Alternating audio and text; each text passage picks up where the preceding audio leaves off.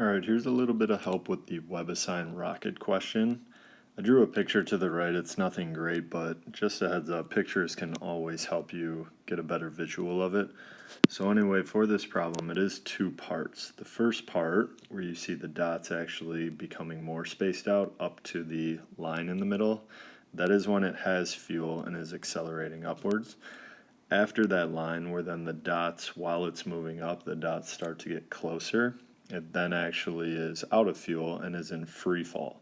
So keep in mind, things are considered in free fall even if they're moving up. You know it's free fall because the acceleration is negative 9.8 meters per second squared. So anyway, for this problem, we're going to do a KU chart for each part. Alright, so that is going to be the best thing to help us out. And part one is when it is accelerating. It does start from rest. So again, find that hidden information. So the initial velocity is 0. And it says right away that for mine at least, your number will be different. The acceleration is 28 meters per second each second, which means the velocity is going to increase by that amount, 28 meters per second every second. Also says that it does this in a time of 3.5 seconds.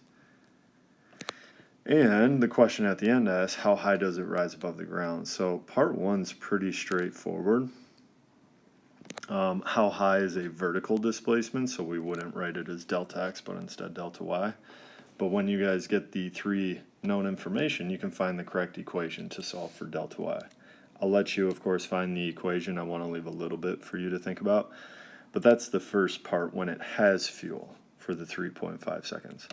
The second part, when it doesn't have fuel, you got to think a little bit more careful about it. Okay, so if it's out of fuel, then it's not accelerating because of the fuel anymore. It's in free fall, which means it has a negative acceleration of 9.8. That's what we learned in the lab.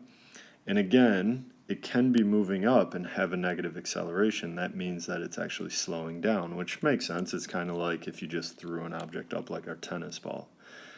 The other thing that you got to kind of figure out on your own is if we're asking how high does it rise above the ground, that's maximum height. Well, if it's moving up, the maximum height is going to be where it last is moving and comes to rest. So the final velocity up there is 0. All right, so this is pretty important up here. Okay. The issue though is I only know two pieces of information for the second part. And we need to know three. So you've got to connect the two parts. What is the connection between them? Well, this location right here is the connection. That's the last moment it had fuel and was accelerating at 28 meters per second squared, to where it then switched over to be out of fuel and then just have our free fall acceleration. So what we need to understand is the initial velocity for that location. That's the initial velocity for part 2. All right, it's actually the same as the final velocity for part 1 when the fuel ran out. So the connecting piece is that when the fuel ran out, this final velocity, it is then instantaneously the initial velocity when it's now in free fall. So if we go back to our KU chart for part 1 and solve for the final velocity when the fuel ran out, that can then be applied to the KU chart for part 2, representing the initial velocity for when it's first in free fall. Of course, once I have that initial velocity for part 2, I can then find the equation to solve for the vertical displacement for part 2, and then the total displacement would be the sum of both delta y's that I solved for in part 1 and part 2. All right.